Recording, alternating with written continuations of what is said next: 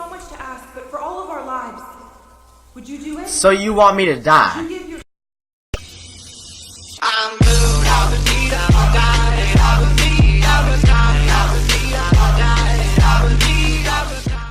What's up guys, TweetsPark7219 here, and we're going to be playing the Beginner's Guide. This game is made by the same person who made Stanley Parable. So I expect to have a lot of fun, because Stanley Parable, it was satirical, it was narrated, it was funny, creative. I heard a lot of things about this game, and it seems like it's going to be very similar. In case you guys don't remember, Stanley Parable was one of my favorite series I ever did on this channel, just because I was so addicted to it. So without further ado, let's have the best hopes for this game and jump right into it.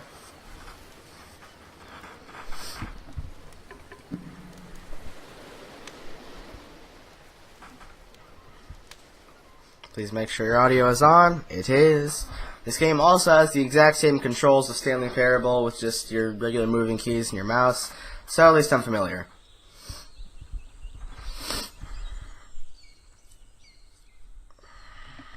Hi there. Thank you very much for playing the Beginner's Guide. You're My welcome. name is Davey Reedon. I wrote the Stanley Parable, and You while call that me game Twiggy. tells a pretty absurd story, today I'm going to tell you about a series of events that happened between 2008 and 2011. We're going to look at the games made by a friend of mine named Coda. Now these games mean a lot to me. I met Coda in early 2009 at a time when I was really struggling with some personal stuff, and his work pointed me in a very powerful direction. I found it to be a good reference point for the kinds of creative works that I wanted to make. So just to start you off, this is, I think, the first game he ever made. It's a level for Counter-Strike. You can walk around here, by the way. And mostly it's just Coda learning the basics of building a 3D environment. But what I like I love how is that they even though he take starts from levels the from other simplest stuff already aesthetic of a created. desert town, Like back in Stanley he then Parable, we scatters had these a level from colorful, Portal. abstract We also had blobs Minecraft. and impossible floating crates I around love how the they world. love to. And of I love how course, they it actually destroys the incorporate this illusion stuff. that this I actually mixed up my is a words there. desert town, and instead this level becomes a kind of calling card from its creator. It's kind of weird though. It's like a reminder that this video game was constructed by a real person. And it kind of makes you Sick wonder, tricks. what was going through his head as he was building this? This is what I like about all of Coda's games. I mean, not that they're all fascinating as games, but that they are all going to give us access to their creator. I want us to see past the games themselves. I want to get to know who this human being really is. And that's exactly what we're Dang. going to do here. So, it's 2008, Coda starts making these games, and he never releases any of them. He doesn't put them onto the internet, he just makes them and then immediately abandons them, and they sit on his computer forever. And I think he really understood this image of himself as a recluse. At one point, he jokingly renamed his computer's recycling bin to Important Games Folder. So, you know, this was just how he worked. He tended to crank them out one after the other without even really Crouch, pausing to jump. try to understand what he had Alright. just made. As long as I get the Until basics suddenly down. one day, he just stopped. In 2011, that was it. He made his last game, and then he hasn't made another one since. And that's why I've taken this opportunity to gather all of his work together, is because I find his games powerful and interesting, and I'd like this collection to reach him, to maybe encourage him to start creating again. And if the people like you who play this also happen to find his work interesting, then I'm sure it'll just send that much stronger of a message of encouragement to Coda. So thanks for joining me on this. If you have a particular interpretation that I haven't mentioned here, or if you just need to get in touch, you can email me at daveywreden@gmail.com. Okay, that's about it for introduction. Let's take a look at Coda's first proper game. As each game is loading, I'll show you the date that it was completed. This first one was made in November 2008. So we're playing one of the guy's old games. Well, the first one. Futuristic-y. warning? This That machine has scares me so bad. Okay. This game is called First-person Escape shooter? from Whisper, and it's one of the more generic Left. games you'll see from Coda. Okay, never mind left. There's exploded stuff there, I assume. You can click to fire the gun. Yeah.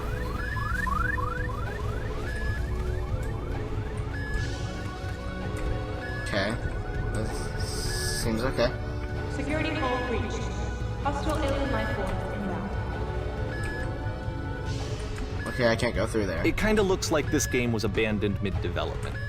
For instance, you have this gun, which you'd think would indicate that there are supposed to be monsters or enemies somewhere, but then clearly there are no enemies anywhere. You can't even reload the gun when you run out of bullets. Aw. But ultimately we don't really know. Maybe Coda thought that actually it was complete the way that it is.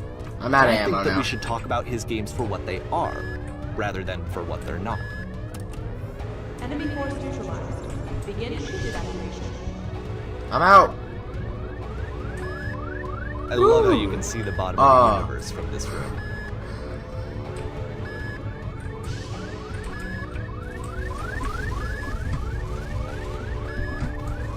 Where do I go now?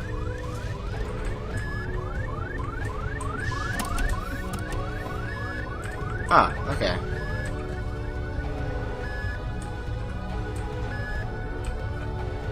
Oh no. Apparently this space station has a labyrinth on it. Sure, I don't know. There's really no reason for it that I've ever been able to discern, Dang. so in the interest of time, I'm just gonna skip you on past it. Thanks, bud. Okay, this is the part that's interesting. The game has this narrative about the Whisper Machine and how it has to be turned off, and then you get to the engine room. A whisper machine? Hey, Is that the whisper you machine? there, in the engine room. You could save us all. That beam is powering the whisper machine. We could disrupt it by introducing a great enough heat signature. If your body could stop the beam. It's so much to ask, but for all of our lives, would you do it? So you want me to Would die? you give yourself? Yeah, I want to die. Famous last words. Szechuan sauce. Let me pause here for a second. What you just experienced, stepping into the beam and then dying, is probably what Coda had initially intended when he was developing this level. But when he first compiles and plays it, something goes wrong. There's a bug somewhere. And this is what happens instead. Huh?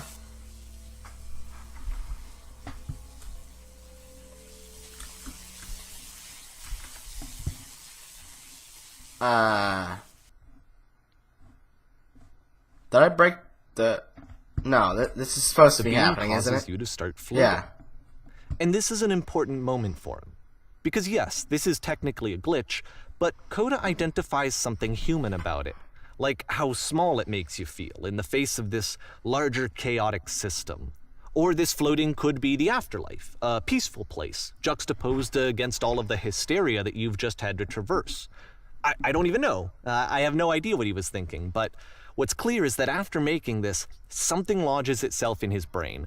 He wants to do more of these really weird and experimental designs. So So cool. he stops work on this and moves on to a stream of tiny little games that go in all sorts of directions. Let's go ahead and take a look at the first game he made after leaving this one behind. Alright. November 2008. Dude, this feels like Slender. I don't like it. Why can't I move? I can't move anymore. Okay, now I can. Yep. In this game, you can only walk backwards. What? The pass. Oh my god. This feels like a Slender game, so I feel like I'm also in huge danger. Okay. Only backwards. So it's a short and relatively minimalist experiment combining motion and narrative. It is less advanced than the previous game, but actually it seems to be more focused, more complete. Coda's trying to give it a unique voice rather than simply basing it on a pre-existing trope.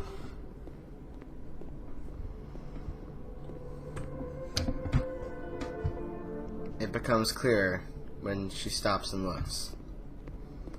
I look up and see where I'm going. But the future is always behind her. How will she find the strength? This feels so wrong. To confront it? It's a short little thought, it says what it wants to say, and then it ends. Didn't need anything more than that. Which to me is why it works, because it gets out quick. Okay, next one. Oh Lord, no. No. I can only stay within this range. You are now entering. Entering what? Okay. And that's it. Okay, the meaning of this game won't be clear just yet. Please be patient with me for a few more games, and I promise you'll see what makes it interesting.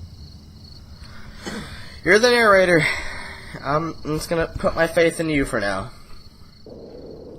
He's nicer than the Stanley Parable Oftentimes, narrator. Coda would put bizarre titles like this one at the start of his games. Nonsense is in nearly every direction. I wish I'd known him at the time that he was making these early games. He would really only talk to me about his work as he was making it. Once he stopped work on a game, like, that was it. It was dead to him. And I don't agree with that at all, but what are you gonna do? Alrighty.